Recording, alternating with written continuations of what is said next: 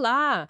Bem-vindos e bem-vindas ao Concurseja. Hoje a gente vai fundo num tema essencial, sabe? Os direitos políticos na nossa Constituição Federal.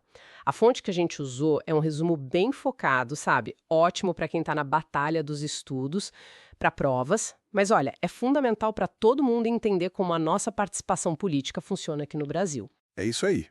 E essa base é crucial. A ideia hoje é realmente descompactar esses conceitos. Como a gente pode votar e, para ser votado, como funciona, como é que a Constituição garante que o poder, que está lá escrito, que emana do povo, realmente passe pelas nossas mãos, né?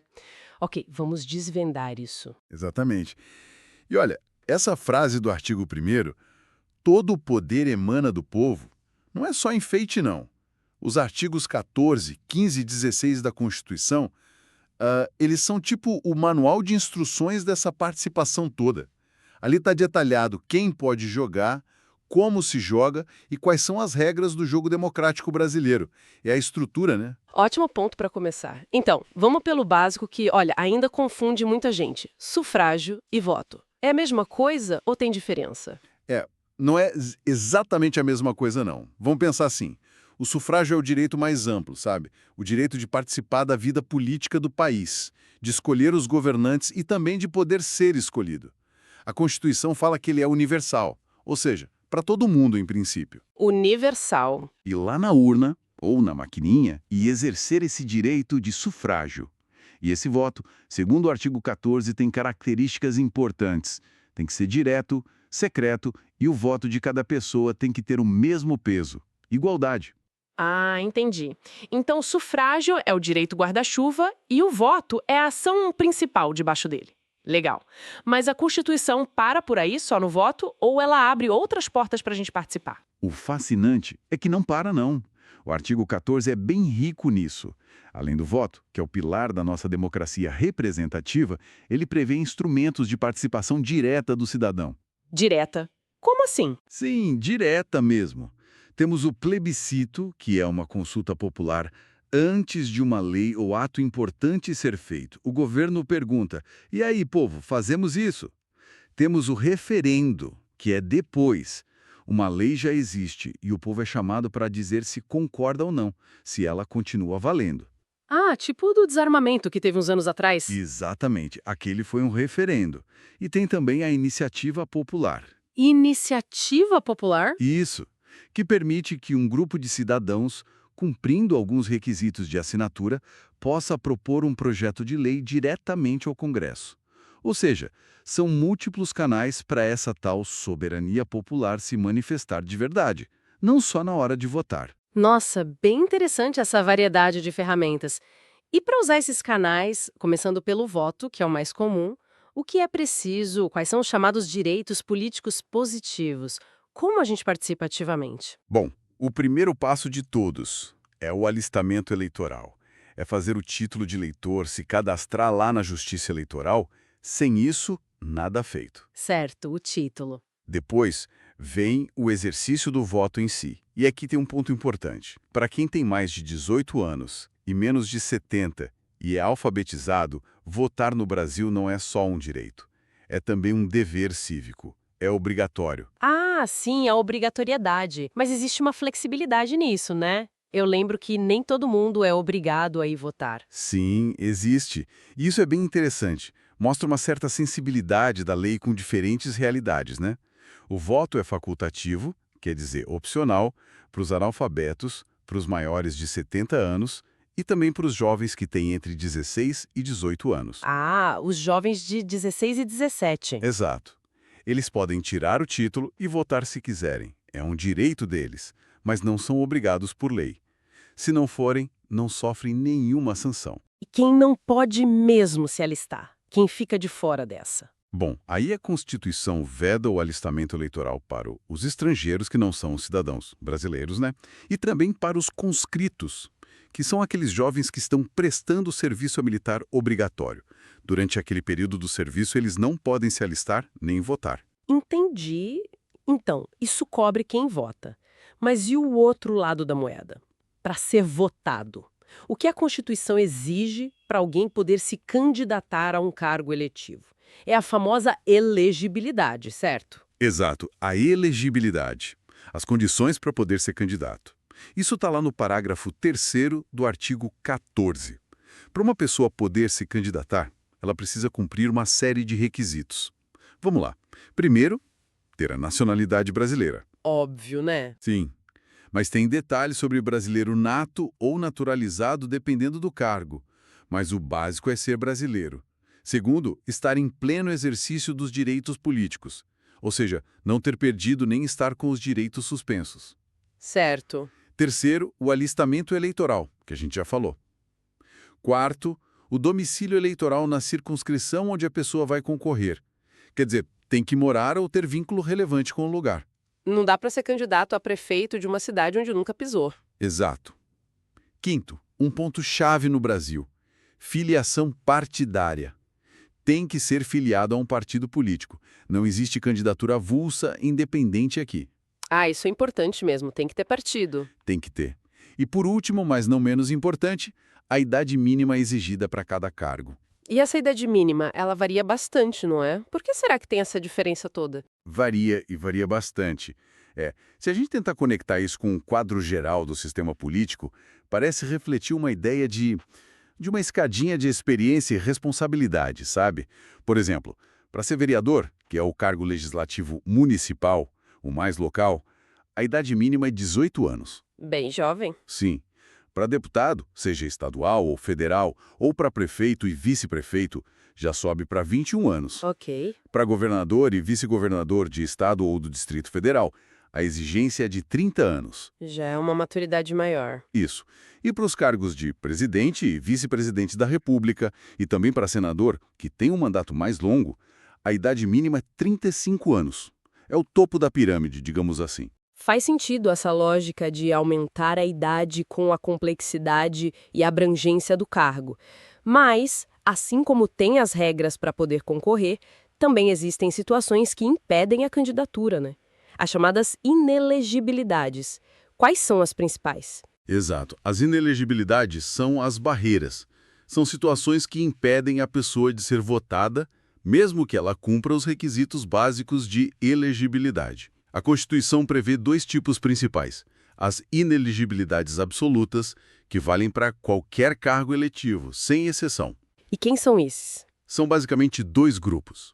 Os inalistáveis, que a gente já viu, que são os estrangeiros e os conscritos. Certo. E os analfabetos. A Constituição diz que analfabeto pode votar, é facultativo, mas não pode ser votado para nenhum cargo. É uma inelegibilidade absoluta, ponto final. Entendi. E as outras, as relativas? As relativas, como o nome diz, dependem da situação, do contexto, do cargo. Elas não impedem a pessoa de ser candidata a qualquer cargo, mas sim a certos cargos ou em certas circunstâncias. E dá uns exemplos. Claro. Por exemplo, a reeleição. A Constituição permite uma reeleição para um segundo mandato consecutivo para cargos do Executivo, presidente, governador, prefeito. Mas depois disso, não pode mais concorrer para o mesmo cargo na eleição seguinte. É uma inelegibilidade relativa temporal, digamos. Certo. Para evitar ficar para sempre no poder. Exato. Outro exemplo importante é a desincompatibilização. Quem ocupa um cargo público, seja eleito ou não, geralmente precisa se afastar dele um tempo antes da eleição se quiser concorrer a um outro cargo diferente. Ah, para não usar a máquina pública na campanha, né? Justamente. A ideia é garantir mais igualdade na disputa. Os prazos variam muito dependendo do cargo atual e do cargo pretendido. Tem também as inelegibilidades por parentesco, parentes próximos de quem já ocupa a chefia do Poder Executivo. Presidente, governador, prefeito, até segundo grau não podem se candidatar na mesma área de jurisdição, a não ser que já tivessem mandado e tentem a reeleição. É para evitar o nepotismo e a formação de clãs políticos. Nossa, são vários detalhes. Sim. E além dessas que estão direto na Constituição, o próprio artigo 14, no parágrafo 9º, diz que uma lei complementar pode estabelecer outros casos de inelegibilidade. E aí entra a famosa Lei da Ficha Limpa, por exemplo, que é a Lei Complementar 6490 com as alterações posteriores. Ela criou várias outras hipóteses para proteger a probidade administrativa e a moralidade para exercício do mandato, baseado em condenações judiciais, contas rejeitadas, etc. Entendi. Então são camadas de proteção para o sistema eleitoral, né?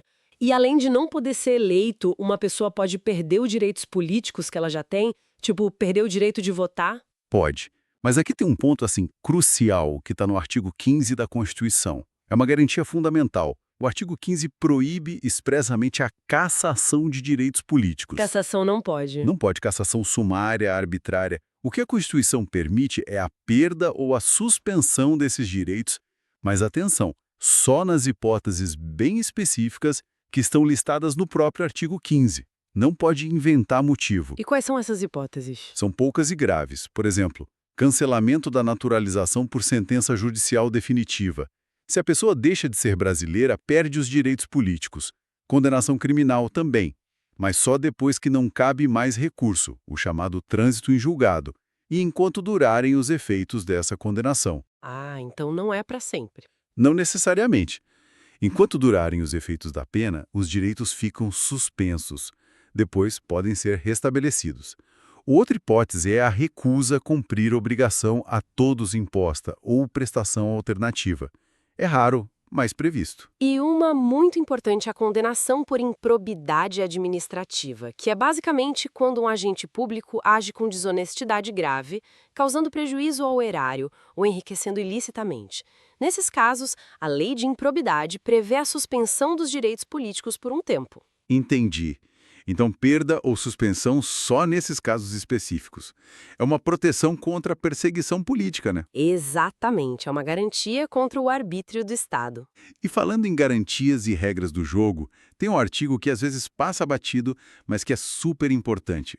O artigo 16, o princípio da anualidade eleitoral. O que ele significa na prática, para o nosso dia a dia eleitoral?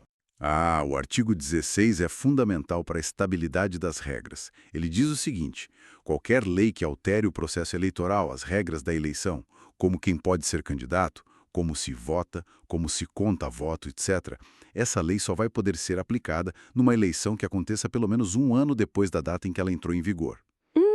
Um ano de quarentena para a lei nova. Exatamente. Uma vacatio legis eleitoral de um ano. Isso serve para quê? Para trazer estabilidade e previsibilidade para o processo. Impede que as regras do jogo sejam mudadas em cima da hora, sabe, tipo às vésperas da eleição, para tentar beneficiar um candidato ou um partido específico. Garante que todo mundo conheça as regras com antecedência, dá mais segurança jurídica. Nossa, faz todo sentido. É essencial para a gente confiar no processo, né? Que as regras são conhecidas e não vão mudar de repente. Sem dúvida.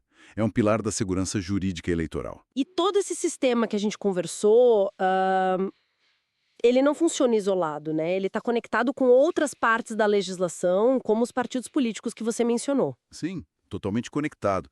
O artigo 17 da Constituição trata especificamente dos partidos políticos, que são essenciais no nosso sistema, já que a filiação é requisito para a candidatura, como falamos. E claro, abaixo da Constituição tem toda uma legislação infraconstitucional que detalha e regulamenta tudo isso. O Código Eleitoral, a Lei das Eleições, Lei 9.504/97, a Lei dos Partidos Políticos, a própria Lei da Ficha Limpa. É um conjunto normativo bem complexo, mas tudo interligado para fazer a democracia representativa funcionar. Uau!